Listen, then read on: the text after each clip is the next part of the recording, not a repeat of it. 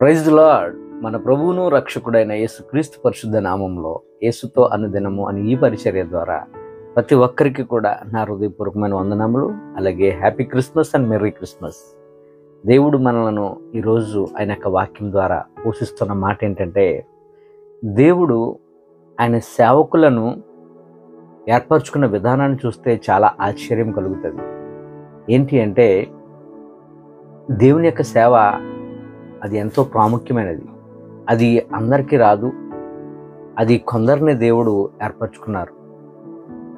అయితే ఒక కుటుంబము, గవర్నమెంట్ ఎంప్లాయీస్ అందరూ కూడా, మొత్తం ఎంటైర్ ఫ్యామిలీ అంతా కూడా ఎంప్లాయీస్ అందరూ మేము అందరము కూడా గవర్నమెంట్ జాబ్ సంపాదించామని అతిశయంతో వారు ఉంటారు ఇప్పుడు కూడా. అయితే వారు క్రైస్తవులే అయినప్పటికీ కూడా సేవకులంటే వారికి కొంచెం చిన్న చూపు. ఇది నిజంగా రియల్. ఇది అదే వాళ్ళ పేర్లు చెప్పడం మంచిది కాదు, కానీ సేవకులంటే వారికి చిన్న చూపు. ఎందుకంటే వీరు బ్రతకడానికే సేవ చేస్తారు. అందుకనే ప్రతి ఒక్కరు కూడా సేవకుడు అనేవాడు, ప్రతి ఒక్కరు కూడా ఇంటింటికి వెళ్ళి ప్రార్థన చేస్తారు, వారి జీవనోపాధిని సంపాదించుకుంటారు అనే విధంగా వారి యొక్క హృదయము ఆలోచనది. ఒకరోజు వాళ్ళ ఇంటికి ఒక సేవకుడు వెళ్ళాడు. వెళ్ళగానే ప్రార్థన చేశాడు ఆయన. వారు మీరు ఇష్టంగా చేయించుకున్నారో అయిష్టంగా చేయించుకున్నారో తెలియదు, కానీ ఎందుకంటే వారికి పరిచయం ఉన్న సేవకుడు ఆయన. అయితే ఈ సేవకుడు ప్రార్థన అంతా అయిపోయిన తర్వాత అడిగాడు ఆ ఇంటి వారిని, అమ్మా మీ చిన్నబ్బాయి ఏం చేస్తున్నాడమ్మా అని అడిగారు. వాళ్ళు అంటున్నారు ఏమనంటే, వాళ్ళ చిన్నబ్బాయి కోసం, మా వాడు చాలా ఉన్నత స్థితిలో ఉన్నాడండి. ఎలా అంటారా, అధికారులు ఉంటారు చూసారా, అధికారులు ఎంప్లాయీస్ ఉంటారు కదా, వారికి తర్ఫీదు ఇచ్చే ఒక గొప్ప ఆఫీసర్ అండి మా అబ్బాయి అని ఎంతో వారు గర్వంగా చెప్పుకున్నారు.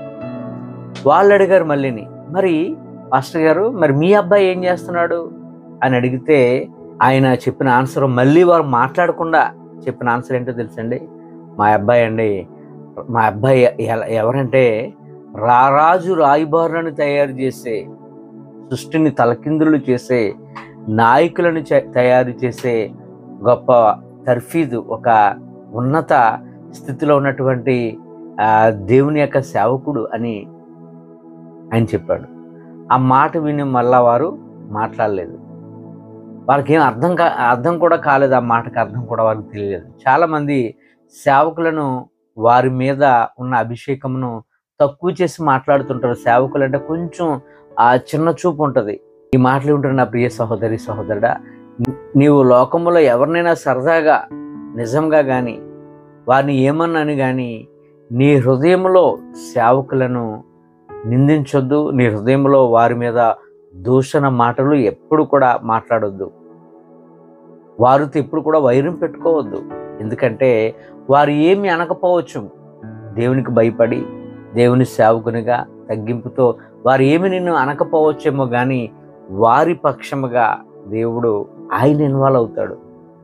ఆయన ఇన్వాల్వ్ అయితే ఏమవుతుందో తెలుసండి, మనం చాలా ఇబ్బందులకు గురవుతాం, చాలా ప్రాబ్లమ్స్ గురవుతాం.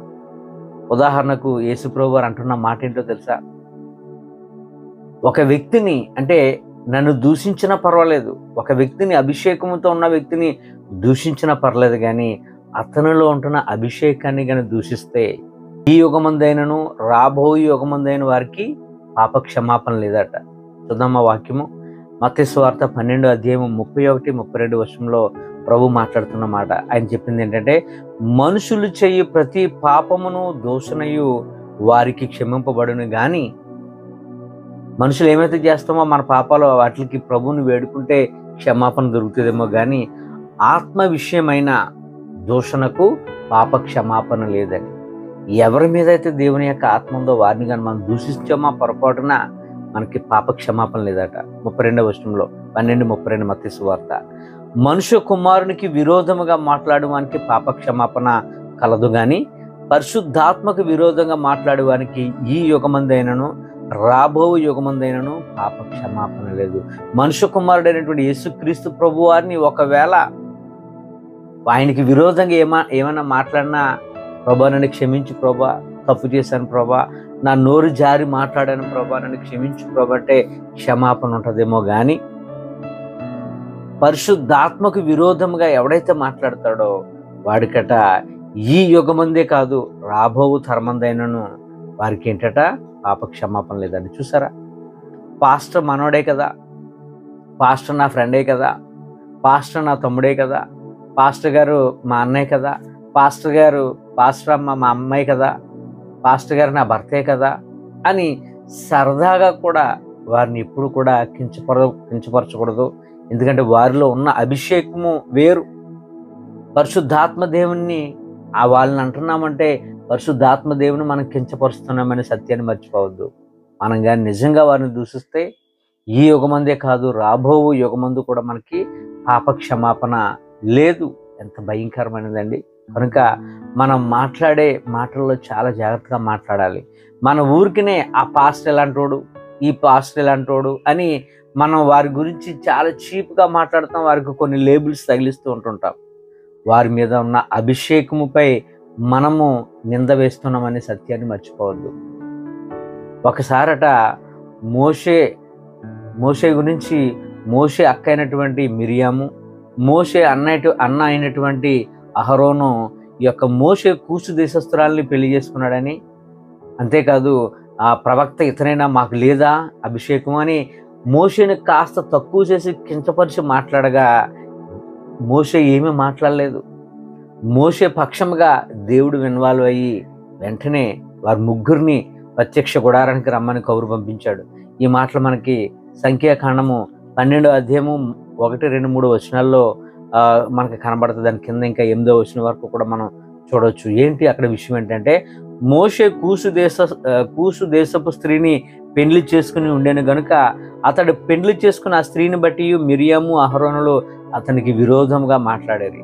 8వ వచనంలో ప్రభు అంటున్నాడు, నేను గూఢభావముతో కాదు దర్శనమిచ్చి ముఖాముఖిగా అతనితో మాట్లాడుదును. మోషే మీలాంటి వాడు కాడు, మోషే స్పెషల్ అని వారికి తెలియపరుస్తున్నాడు.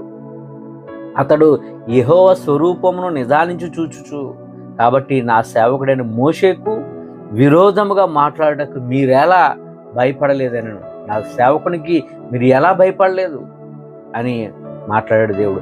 వీరేంటి నా తమ్ముడే కదా అని కొంచెం తక్కువ చేసి మాట్లాడారు. 10వ వచనంలో అంటాడు, సంఖ్యాకాండం 12వ అధ్యాయం 10వ వచనంలో ప్రభు అంటున్నాడు, మేఘమును ఆ ప్రత్యక్ష గుడారం మీద నుండి ఎత్తబడెను. అప్పుడు మిరియాము హిమము వంటి తెల్లని కుష్టి గలదయ్యను. అహరోను మిరియాము వైపు చూసినప్పుడు ఆమె కుష్టి గలదై కనబడినంట. అహరోను అంటున్నాడు, అయ్యో నా ప్రభువా, మేము అవివేకులము పాపులమైన మేము చేసిన ఈ పాపము మా మీద నుండి మోపవద్దు ప్రభు అని క్షమించు అని చేతులు ఎత్తేశారు. 14వ వచనంలో అంటాడు, అప్పుడు యెహోవా మోషేతో ఆమె తండ్రి ఆమె ముఖము మీద ఉమ్మి వేసిన వేళ ఆమె 7 దినములు సిగ్గుపడును కదా, కనుక పనిష్మెంట్ పొందాలి అన్నట్టుగా ప్రభు అంటున్నాడంటే ఆమె పాలెమి వెలుపల 7 దినములు ప్రత్యేకంగా ఉండవాలనని, తరువాత ఆమెను చేర్చుకోండి అని ప్రభు అయిన దేవుడైనటువంటి యెహోవా దేవుడు సెలవిచ్చారు. అంతేకాదండి, అన్నీ తెలుసుండి కూడా మనం ఒక్కొక్కసారి ఏం చేస్తామంటే సేవకులను ప్రవక్తలను నిందిస్తూ ఉంటాం. దేవుని యొక్క సేవకులు ఏమైనా మాట చెప్తే వారు దేవుని యొద్ద నుంచి తెలుసుకున్న మాటను మనకు తెలియపరుస్తారు. ఆ మాటను మనం రిసీవ్ చేసుకోవడం కొంచెం కష్టంగా ఉంటుంది. దేవుని యొక్క సేవకులు చెప్పే ప్రతి మాట కూడా అది దేవుని యొద్ద నుండి వచ్చే మాట కాబట్టి వారు ఉన్నట్లుగా చెప్తారు. దాన్ని మనం రిసీవ్ చేసుకోవడం కష్టం అవుతుంది. అటువంటి టైంలో కానీ మనం వారికి కానీ లోబడకుండా వారిని మనం దూషిస్తే, వారిని కించపరుస్తే, వారిని తక్కువ చేస్తే చాలా దారుణమైన పరిస్థితులు మనం గురవుతాం. ఉదాహరణకు యోధా రాజు అయినటువంటి ఆశ అనే వ్యక్తి, అతడు దేవునికి బహు ఇష్టడుగా ఉన్నాడు. ఎంత ఇష్టడు అంటే చాలా వారి యొక్క పితరులు అయినటువంటి కొంతమంది దేవునికి విరోధంగా చేసిన క్రియలన్నిటిని కూడా ఆపేసి యెహోవా దేవుని ఎంతగానో గణపరిచాడు. మరి ఏమైందో కొంతకాలానికి అతని యొక్క దేశంలో చాలా బాగుంది, యుద్ధాలు లేవు, అన్నీ ఏమీ లేవు, చాలా సుఖంగా ఉన్నారు ప్రజలందరూ కూడా.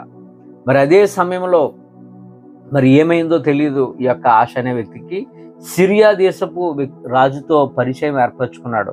ఎందుకంటే వారిచ్చే పన్నులు, వారిచ్చే ఐశ్వర్యము, వారిచ్చే ధనం మీద ఆశ కలిగి ఎప్పుడైతే ఈ యొక్క ఆశ అనే వ్యక్తి ఉన్నాడో అక్కడ దైవ సేవకుడైనటువంటి హనని వచ్చి అసలు నువ్వు చేస్తున్న కార్యం ఏంటి అని ఈ యొక్క దైవ సేవకుడు ఆ యొక్క ఆశ అనే రాజును గద్దించగా ఆశకు కోపం వచ్చింది. కోపం వచ్చి హననీని ఏం చేశారండి? చదువుదాం, ఆ వాక్యం చదువుదాం. 2వ దినవృత్తాంతములు 16:7 ఆ కాలమందు దీర్ఘదర్శి అయిన హనని యోధారాజు అయిన ఆశ వద్దకు వచ్చి అతనితో ఇలాగ ప్రకటించాను, నీవు నీ దేవుడైన యెహోవాను నమ్ముకొనక సిరియరాజును నమ్ముకుంటువే. సిరియరాజు యొక్క సైన్యమును నీ వశము నుండి తప్పించుకొని పోయాను. 16:9 అంటున్నాడు. 16:9 యథార్థ హృదయం గల వారిని బలపరచుటక యెహోవాకును దృష్టి లోకమంతటా సంచారం చేయుచున్నది. ఈ విషయమందు నీవు మతి తప్పి ప్రవర్తించుతూ గనక ఇది మొదలుకొని నీకు యుద్ధములే కలుగునని మాట చెప్పాడు. 10వ ఆ దీర్ఘదర్శి అట్లు ప్రకటించినందుకు ఆశ అతని మీద కోపగించి రౌద్రము చూపి అతనిని బందీ గృహములో వేశాను. ఇదియుగాక ఆ సమయం అందే ఆశ జనులలో కొందరిని బాధపరిచాను. ఆ తర్వాత జరిగిన పరిస్థితి ఏంటంటే, దేవుని సేవకుని బంధించడం వల్ల అక్కడ ఉంటున్న ప్రజల్ని కొంచెం తక్కువ చేసి ఈ యొక్క రాజు అయినటువంటి ఆశ ఉండటం వల్ల ఆయన యొక్క పరిస్థితి మారిపోయింది. దేవుని యొక్క కృప ఆయన వద్ద నుంచి తొలగిపోయింది. 2వ దినవృత్తాంతాలు 16:12 ఆశ తన ఏలుబడి యందు పాదములలో జబ్బు పుట్టు తను బహు బాధపడినను దాని విషయంలో అతడు యెహోవా యొద్ద విచారణ చేయక వైద్యులను పట్టుకున్నాడు. ఎందుకంటే దేవుని మర్చిపోయాడు, దేవుని యొద్ద పెట్టలేదు, వైద్యులను కలిశాడు. ఏమైందంటే అతడు ఎక్కిన మంచము దిక్కుండా తన 40 సంవత్సరాలు అయిన వయసులో అతడు ఏమైందంటే తన పితరుల యొద్దకు చేర్చబడ్డాడు. చూసారా, ఒక దైవ సేవకుణ్ణి ఆయన కించపరిచి బందీ గృహంలో పెట్టడం వల్ల దారుణమైన పరిస్థితిని తెచ్చుకున్నాడు. అంతేకాదు బైబిల్లో చాలా మంది ఇలా దైవ సేవకులను ఇబ్బంది పెట్టిన వారిని దేవుడు విడిచిపెట్టలేదండి. ఉదాహరణకు దైవ సేవకుడైన ఎలీషా విషయంలో ఆహాబు, అలాగే ఏలియా విషయంలో ఆహాబు చేసిన కార్యాలు, అలాగే ఇర్మియా చేసిన కాలంలో సిద్కియా రాజు చేసిన కార్యాలను బట్టి, మేకాయ అనే ప్రవక్త విషయంలో ఆహాబు చేసిన దారుణమైన విషయములలో అక్కడ రాజులు ఈ దైవ సేవకులు ఏమైతే చెప్పారో ఆ మాటకు వారు అంగీకరించగా వారిని చిత్రహింసలు పెట్టి వారిని ఇబ్బంది పెట్టడం వల్ల వారికి చాలా పరిస్థితులు దారుణంగా దేవుడు చేశాడు. మేకాయను ఇర్మియాను తీసుకోండి, యుద్ధాలకు వెళ్ళాలా వద్దంటే మీరు యుద్ధానికి వెళ్తే మరలా తిరిగి రారు అని వీరు చెప్పడం వల్ల, మీరు వారు లోబడండి అని చెప్పడం వల్ల ఏమైంది, వారిని నీళ్లు లేని గోతులు వేసి వారిని ఇబ్బంది పెట్టడం వల్ల దేవుని యొక్క ఉగ్రత వారి మీదకి వచ్చినట్లుగా మనం చూస్తాం. కనుక ఈ మాటలు వింటున్న నా ప్రియ సహోదరుడా, ఈరోజు ప్రభు చెప్పిన మాట ఏంటంటే, నా సేవకుడిని ఎవరైతే వారు అంగీకరించి తీసుకుంటారో దాని యొక్క ఫలము పోదని ప్రభు మాట్లాడుతున్నారు. మత్తయి సువార్త 10:41 ప్రవక్తను చేర్చుకునేవాడు ప్రవక్త ఫలము పొందును, నీతిమంతుని చేర్చుకునేవాడు నీతిమంతుని ఫలము పొందును. కనుక ఎవరైతే దేవుని సేవకులను మనం చేర్చుకుంటామో దాని ఫలాన్ని మనం పొందుతాం. ఉదాహరణకు సునేమిరాలు ఉంది, దైవ సేవకుడను పిలిపించుకొని తన గృహం మీద చిన్న రూమ్ వేసి ఆయన ఉండడానికి చక్కటి నీళ్ళ బుడ్డి ఒక దీపము పెట్టడం వల్ల ఆమె ఎన్ని మేలులు పొందింది, 4 రకాల బ్లెస్సింగ్స్ ఆమె పొందుకుంది. కనుక మనము సేవకులకు మనం సపోర్ట్ చేయాలి, సేవకులు చెప్పే మాటలను మనం లోబడాలి తప్ప వారి మీద మనం ఎన్నడూ కూడా లేనిపోని మాటలు వారి మీద పలకూడదు. పలికితే ఆ వ్యక్తిని మనం పాయింట్అవుట్ చేసినట్లు కాదు, వారిలో ఉంటున్న పరిశుద్ధాత్మ దేవుని మనం పాయింట్అవుట్ చేసినట్లుగా ఉంటున్నాం. కనుక దేవుని శిక్ష నుంచి మనం తప్పించుకోలేము. కనుక అటువంటి శిక్ష మనం ఎవరికి రాకూడదు. దేవుని యొక్క కృపతో మనం నింపబడాలి. కనుక సేవకులను గౌరవిద్దాం, సేవకులకు సపోర్ట్ చేద్దాం. ఈ కొద్ది మాటలు దేవుడు మనందరి జీవితంలో నెరవేర్చును గాక. ఆమేన్.